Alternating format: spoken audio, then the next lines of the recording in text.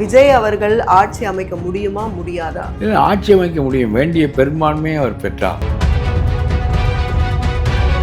திருமாவளவனிடம் போய் நீ ஆதரவு கேட்டால் முதலமைச்சராக என்னை ஆக்குங்கள் என்று சொல்வார். 2 இடங்களை பெற்றுவிட்டு முதலமைச்சராக வேண்டும் என்று சொல்கிறார். இந்த செல்வ பெருந்தொகையெல்லாம் தோற்கடிக்கப்பட்டது, ஸ்டாலின் தோற்கடிக்கப்பட்டது, இதெல்லாம் ரொம்ப தட் இஸ் ஜஸ்டிஃபைட். நான் சொல்லுகிறேன், ராஜீவ் காந்தி இறந்த மண்ணிலேயே செல்வ பெருந்தொகை ஒன்றும் இல்லாமல் ஆக்கிவிட்டார்கள். என்ன காரணம் என்றால்,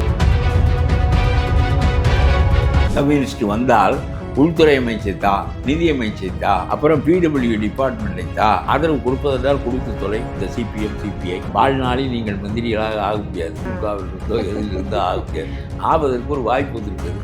ஏதோ பிறவி பயன் கிடைத்தது என்று சொல்லி அதில் ஆய் தொலைத்து விட்டு பிறகு மக்கள் பெரிய மாற்றத்தை விரும்பித்தான் ஸ்டாலினை ஒன்றுமில்லாமல் ஆக்கிவிட்டார். ஸ்டாலினையும் மம்தாவையும் தோற்கடித்தது தான் இதில் உச்சம். திமுக தோற்றதல்ல, கருணாநிதியை அவர்கள் தோற்கடித்ததில்லை. 2 முதலமைச்சர்களும் வெரி குரூவல் சீஃப் மினிஸ்டர்ஸ், அவ்வளவு அடங்கல் செய்தவர்கள். நியூஸின் நேயர்களுக்கு வணக்கம். இன்றைக்கு நேர்காணலில் நம்ம கூட இணைஞ்சிருக்காங்க தமிழக தன்னுரிமை கழகத்தினுடைய நிறுவன தலைவர் திரு பழ கருப்பையா அவர்கள். நிறைய கேள்விகள் கேட்க போகிறோம், வாங்க பேசலாம். வணக்கம் சார். விஜய் அவர்கள் ஆட்சி அமைக்க முடியுமா முடியாதா அப்படிங்கிறது தான் இன்னைக்கு பேசப்பட்டுக்கிட்டே இருக்கக்கூடியது. பாசிபிலிட்டி அப்படிங்கிறது யாருக்கு ஹையா இருக்கு? ஆட்சி அமைக்க முடியும், வேண்டிய பெரும்பான்மையை அவர் பெற்றார். அந்த பெரும்பான்மையை ஆளுநரிடம் சொன்னால் ஆளுநர் அனுமதி அளித்து விட்டு போகிறார். 5 பேர் எனக்கு கூடுதலாக கிடைத்திருக்கிறார்கள் என்று சொல்ல முடிந்தவர் இன்னொரு 6 பேர் எனக்கு கூடுதலாக இன்னார் வாக்களித்திருக்கிறார்கள் என்று அவர்களிடம் கடிதத்தை வாங்கி கொடுத்தால் உடனே ஆட்சி அமைக்கலாம். இதில் என்ன தயக்கம்? யார் வருவாங்க? யாரு? இப்ப திருமாவளவன் அவர்கள் வர மாதிரி ஒன்றும் பேசல. கம்யூனிஸ்ட் ஆல்சோ திருமாவளவனிடம் போய் நீ ஆதரவு கேட்டால் முதலமைச்சராக என்னை ஆக்குங்கள் என்று சொல்வார். 2 இடங்களை பெற்றவரெல்லாம் முதலமைச்சராக வேண்டும் அப்படித்தான் சொல்லுகிறார். 2 இடங்களை பெற்றுவிட்டு முதலமைச்சராக வேண்டும் என்று சொல்கிறார். பிறகு இந்த 11 பேரும் உனக்கு சொல்லுகிறேன், என்ன இந்த 10 பேரும் அவ்வளவு துறைகளையும் கேட்பார்கள். இது ஆளுநர் செய்வது ரொம்ப சரியான செயல். சும்மா இதற்கு கபில் சிபில் வரையிலும் இந்த தமிழ்நாட்டு பணத்தையே உறிஞ்சியவர் இந்த கபில் சிபில் தான். இந்த ஸ்டாலின் செய்த எல்லா தப்புக்களுக்கும் பின்புலமாக வக்கீலாக இருந்து நாட்டில் ஒரு நேர்மைக்கு பேசுவது என்பது வேறு. ஆனால் இவர்களெல்லாம் சட்டத்திற்காக எதற்காகவோ பேசுகிறார்கள். எதற்கு பேசுகிறார்கள்? இவர்களெல்லாம் மதிப்புக்குரியவர்களாக எப்படி இருக்கிறார்கள் என்று தெரியும். எல்லா விதமான அடங்களையும் ஸ்டாலின் அரசு செய்துவிட்டு கபில் சிபலைத்தான் வைத்து கொண்டது. அவர் சொல்லுகிறார், நீ நீதிமன்றத்திற்கு வா என்று. இது ஆளுநருடைய உரிமை சார்ந்தது. ஆளுநர் என்ன தவறு செய்திருக்கிறார்? உன்னிடம் போதுமான பெரும்பான்மையை உன்னால் காட்ட முடியவில்லை, இதற்கு ஆளுநர் மீது வழக்கு போடுவதால் கபில் சிபலுக்கு பணம் கிடைக்கும் தவிர நாட்டுக்கு என்ன நன்மை கிடைக்கும் என்று கேட்கிறேன். நான் என்ன சொல்லுகிறேன் என்றால், ஆட்சியை அமைக்க சொல்லிவிட்டு அதை மெய்ப்பிக்க வேண்டிய இடம் சட்டமன்றம் என்று காங்கிரஸ்காரன் உலகத்தில் இல்லாத சட்ட அறிவு பெற்றவன் பேசுகிறான். அவன் நாளைக்கு ஆளுநர் மாளிகையில் அவர்கள் ஆர்ப்பாட்டம் செய்ய போகிறார்கள். ஏனென்றால் வாராது போல வந்த பதவி 5 பேர் இருந்தால் 3 பேருக்கு மந்திரி பதவி கேட்கிறான். இவன் வாழ்நாளில் பெற்றிருக்கிறானா? 67க்கு பிறகு இவனுக்கு அந்த ஆட்சி எந்த பக்கம் இருந்தது என்று தெரியுமா? தமிழ்நாட்டில் இந்த செல்வ பெருந்தொகையெல்லாம் தோற்கடிக்கப்பட்டது, ஸ்டாலின் தோற்கடிக்கப்பட்டது, இதெல்லாம் ரொம்ப தட் இஸ் ஜஸ்டிஃபைடு. நான் சொல்லுகிறேன், ரொம்ப ராஜீவ் காந்தி இறந்த மண்ணிலேயே செல்வ பெருந்தொகை ஒன்றும் இல்லாமல் ஆக்கிவிட்டார்கள். என்ன காரணம் என்றால், இந்த காங்கிரஸை கொண்டு வந்து இந்த இடத்தில் நிறுத்தியதே செல்வ பெருந்தொகை தான். அது இருக்கட்டும். இந்த 5 பேரை வைத்து கொண்டு 28 பேர் நின்று 5 பேர் வந்திருக்கிறான், விற்கப்படவில்லை. இந்த 5 பேர் 3 பேர் மந்திரி ஆவதற்கு கூட்டு சேர்ந்திருக்கிறான். சரி, போகட்டும், அதை பற்றியெல்லாம் இருக்கட்டும். அந்த 5 பேர் போல் இன்னொரு 6 பேர் வர வேண்டியதானே, யார் என்று காட்ட வேண்டியதானே. அதில் போய் திருமாவளவனை கேட்டால் திருமாவளவன் மந்திரி பதவி கேட்கவில்லை, முதலமைச்சர் பதவியை கேட்கிறார். பம்பே இல்லை. என்ன நல்ல வேளை மோடிக்கு இந்த மாதிரி ஒரு நெருக்கடி ஏற்பட்டால் அவர் தலைமை அமைச்சர் பதவியை கேட்டிருப்பார்.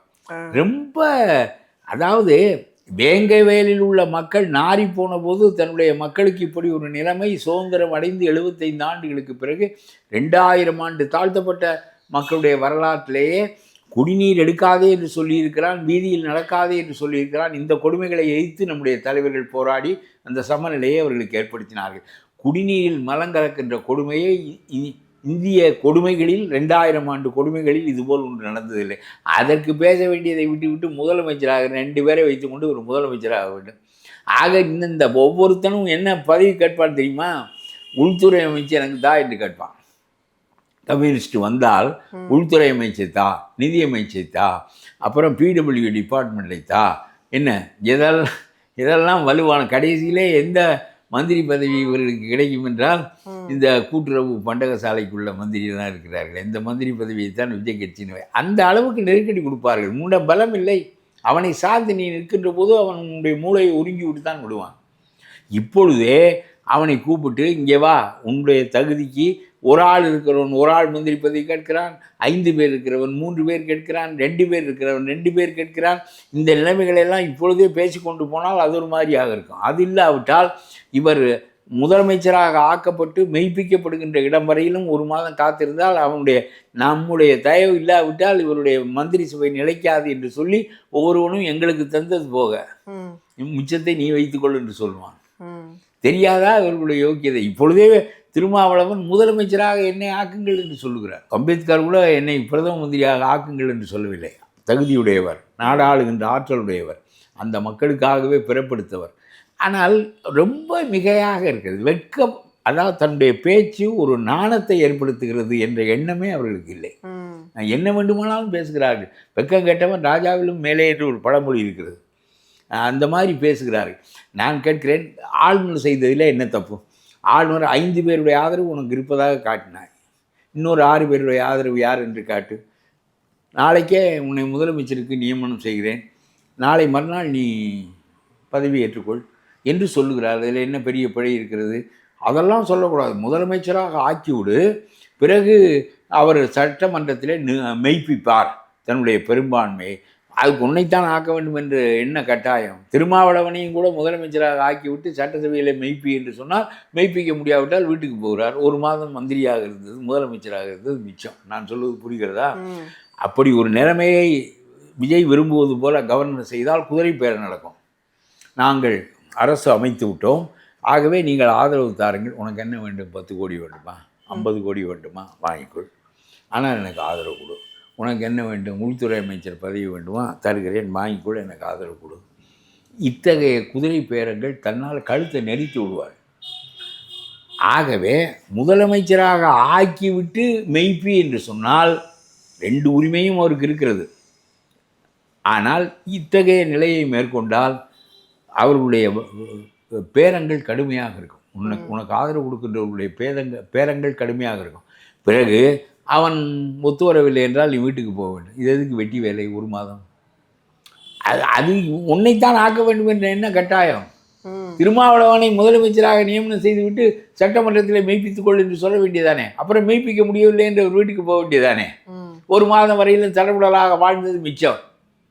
இதெல்லாம் என்ன பேச்சு என்று பேசுகிறார்கள் என்று எனக்கு தெரியல. யாருமே அந்த 6 சீட் யாருமே வரலன்னு வைங்களேன், அப்ப என்ன? எப்படி முடியாது? அரசமைக்க முடியாது.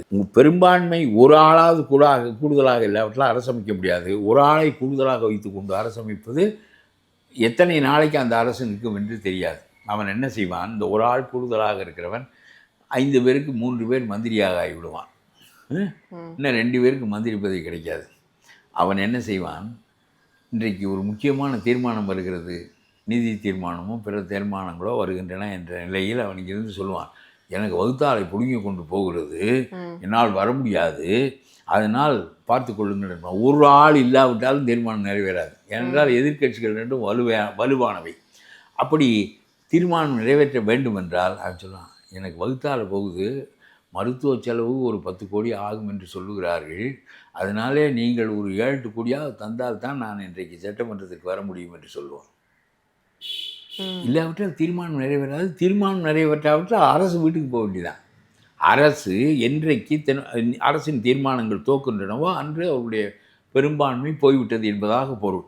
அப்பொழுது வீட்டுக்கு போக வேண்டியது. சரி, விஜய் அந்த ஒவ்வொரு நாளும் இந்த ஒரு மனிதன் யார் என்று அவர்களால் கண்டுபிடிக்க முடியாது. இந்த மந்திரி பதவி வாங்கியவன் தவிர வாங்காதவன் இருப்பானே, 2 பேரில் ஒருவன் மந்திரியாக இருப்பான், ஒருவன் வீட்டிலே இருப்பான், அவன் நெருக்கடி கொடுப்பான். போதிய பெரும்பான்மையை வைத்து கொண்டு தான் நடத்த முடியுமே தவிர, இப்போ அதிமுகவில் 49 பேர் இருக்கிறார்கள். அவர்களிடம் போனால் அவர்களுடைய நிபந்தனைகள் வேறாக இருக்கு, எனக்கு தெரியாது. ஆகவே இந்த 2 பேரை வைத்திருக்கிற திருமாவளவனுக்கு முதலமைச்சர் பதவி தந்தால் நான் கூட்டணியை ஆதரிப்பேன் என்கின்ற நிலை இருக்குமானால், இவர் முதலமைச்சர் ஆவதற்கு மற்றவர்கள் கூட்டணி. ஏன்னா இது அரசு இல்லாவிட்டால் நாடு நடக்காதே. திடீர்னு பார்த்தா திமுகவும் அதிமுகவும் ஒன்னா சேர போறாங்க. ஏன்னா அவங்க 2 அது பேரும் எனக்கு சேர்ந்தாங்கன்னா தெரியவில்லை. பெரும்பான்மை வரும். உய்த்துணர்வின் அது இன்ஃபரன்ஸ் என்று சொல்வார்கள். I cannot infer what is happening in the country. எனக்கு அது தெரியாது. அப்படி ரொம்ப எதிரெதிரானவர்கள் சேர்வார்களா என்று எனக்கு ஐயம்தான். அவ்வளவு எதிரானவர்கள், காலமெல்லாம் எதிர் அரசியலில் இருந்தவர்கள். ஒரு காலத்தில் பட்நாயக் 2 பேரை இணைப்பதற்கு முயன்றார். எம்ஜிஆர் ஒத்துக்கொள்ளவில்லை. என்னுடைய தாயார் கனவில் வேண்டாம் என்று சொல்லிவிட்டார்கள் என்று சொல்லி ஒப்புக்கொள்ளவில்லை. எனக்கு தெரியாது, அது அவர்கள் எடுக்க வேண்டிய முடிவு, அவர்களுடைய கட்சி எடுக்க வேண்டிய முடிவு. அதை பற்றி எனக்கு தெரியாமல் நான் அதை பற்றி திறனாய்வு செய்வது சரியாக இருக்காது.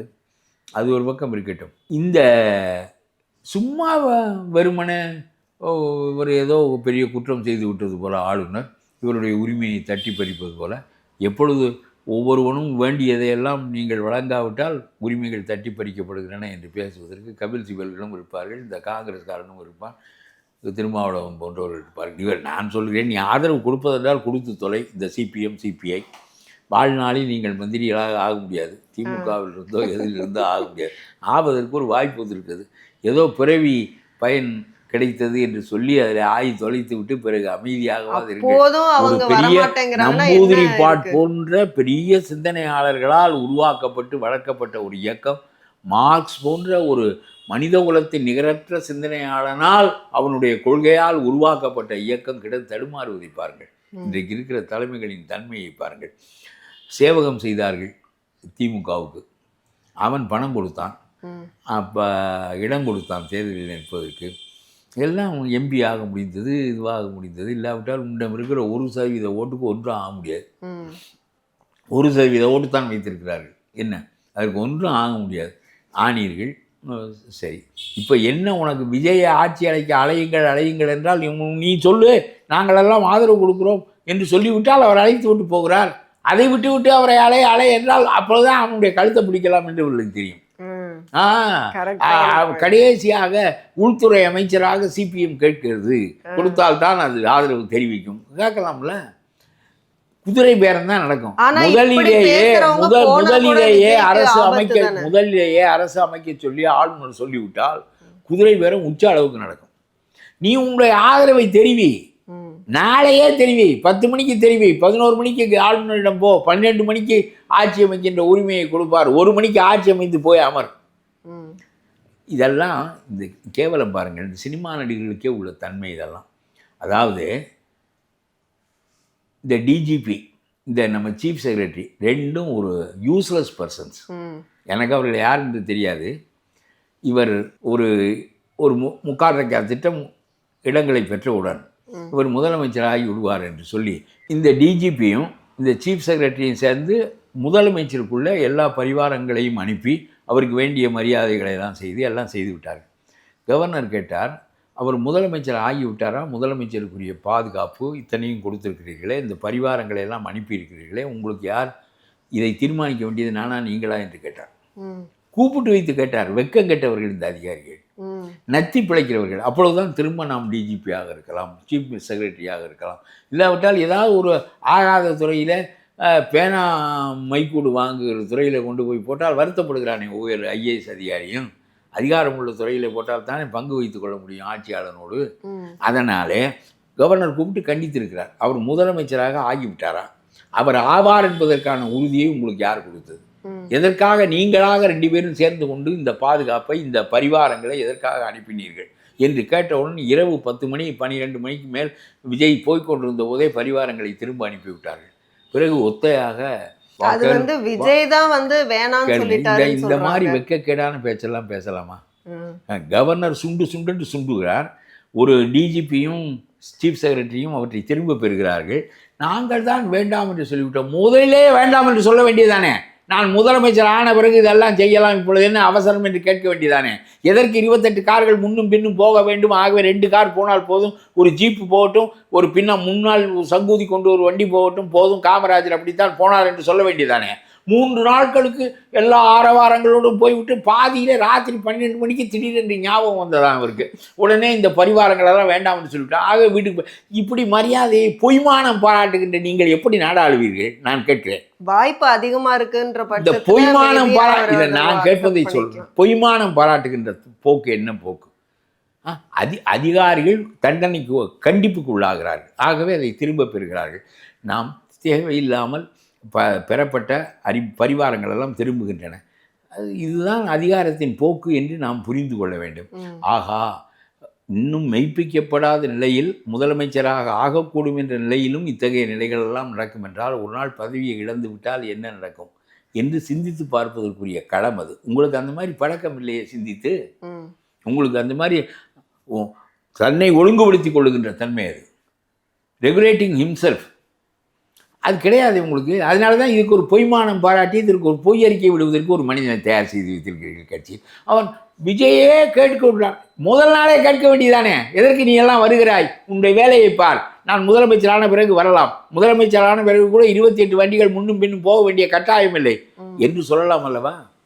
இந்த ஒரு முதலமைச்சர் ஆகி விடுவாராம். இவர் வீட்டிலிருந்து ஹெலிகாப்டரில் தான் சட்டமன்றத்திற்கு போவாராம். அதற்காக இவர் வீட்டுக்கு பக்கத்தில் ஒரு ஹெலிபேடு அரசாங்க செலவில், தலைமைச் செயலகத்தில் ஒரு ஹெலிபேட் அமைக்க ஆரம்பித்து விட்டார். இப்பொழுது எல்லாம் நின்று விட்டது.